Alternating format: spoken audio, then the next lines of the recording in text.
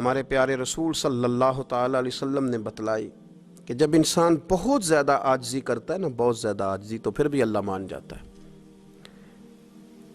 جب وہ اس کے حضور بہت عجز کا اظہار کرتا ہے، بہت زیادہ عجز کا اظہار کرتا ہے، وہ ڈر جاتا ہے اس سے۔ وَلِمَنْ خَافَ مَقَامَ رَبِّهِ جَنَّتَانِ، فرمایا جو میرے سامنے کھڑے ہونے سے ڈرے گا میں اسے 2 جنتیں عطا کروں گا۔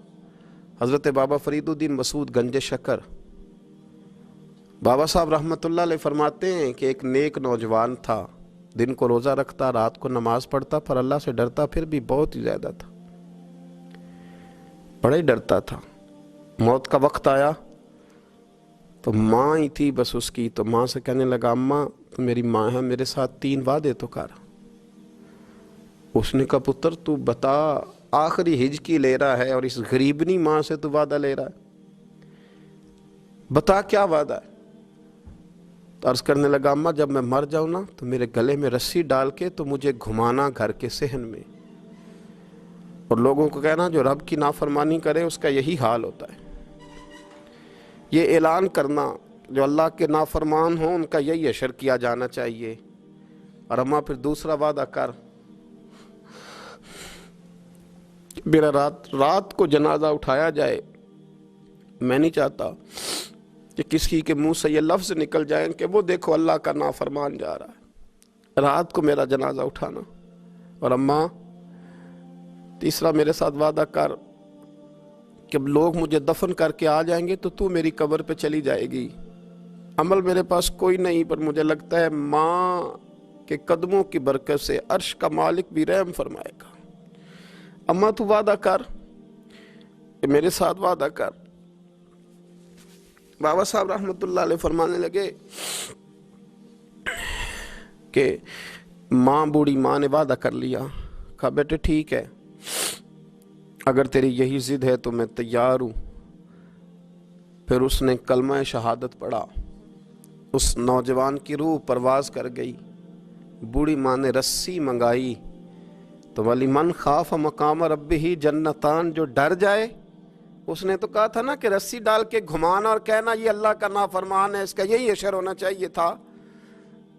لیکن جب ماں گلے میں رسی ڈالنے لگی تو گھر کے ہر کونے سے آواز آنے لگی، خبردار یہ رب کا دوست ہے، اللہ کے دوستوں کے ساتھ اس طرح کا معاملہ نہ کیا جائے، اسے چھوڑ دیا جائے۔ اور کہا تمہیں کچھ بھی اور کرنے کی ضرورت نہیں ہے، یہ تو رب کا دوست ہے اور رب کی بارگاہ میں حاضر ہو گیا۔ کچھ کوئی بندہ کہے گا کہ یہ تو ایک بابا فرید کا سنایا ہوا واقعہ ہے، سنیے، بخاری میں حدیث ہے، نبی پاک صلی اللہ علیہ وسلم نے فرمایا، حضرت ابو ہریرہ رضی اللہ تعالیٰ عنہ راوی ہیں، حضور فرماتے ایک شخص مرنے لگا تو اپنے بچوں سے کہنے لگا کہ میں جب مر جاؤں تو مجھے جلا دینا، اور پھر میرے جلے ہوئے وجود کو پیس دینا، پھر مجھے ہوا میں اڑا دینا۔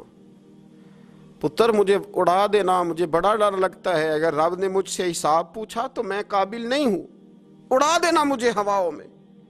اگر اس نے مجھ سے عذاب لیا تو حساب لیا تو بڑا سخت حساب لے گا۔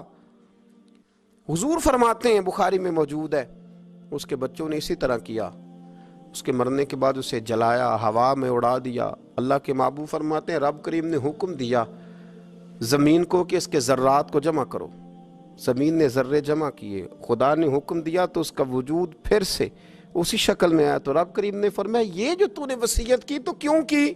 اللہ جانتا ہے کہ نہیں جانتا؟ یہ کی تو کیوں کی؟ تو رو پڑا، کہنے لگا اللہ میرے اندر تو طاقت نہیں تھی تیرے سامنے کھڑا ہو کے حساب دے سکوں، تجھے منانے کے لیے تیرے خوف سے ڈر گیا، میں ڈر گیا۔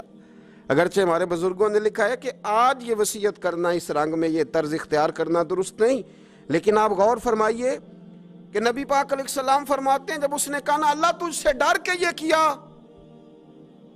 تو رب کریم نے فرمایا جا پھر میں نے تیری مغفرت کر دی، کیونکہ اللہ کو پتا تھا یہ دل سے بات کر رہا ہے۔ ایک چوتھی بات میرے رسول پاک علیہ السلام نے فرمایا کہ جب رب نہ مانے تو پھر وہ کمزوروں کے صدقے مان جاتا ہے، پھر وہ ضعیفوں کے صدقے مان جاتا ہے۔ فرمایا اللہ تم سے بارشیں روکنا چاہتا ہے پر تمہارے ضعیفوں، کمزوروں، غریبوں کے صدقے، مجبوروں کے صدقے وہ تم پر بارشیں برساتا ہے۔ حضور فرماتے ہیں رب اشغاذ اغبر لو اقسم علی اللہ لا برا، کچھ ایسے لوگ ہوتے ہیں کہ ان کے بالوں میں خاک پڑی ہوتی ہے، چہروں پہ مٹی الجھے ہوئے ہوتے ہیں، لیکن اگر وہ اللہ پہ قسم کھا لیں تو اللہ ان کی قسم بھی پوری کر دیتا ہے۔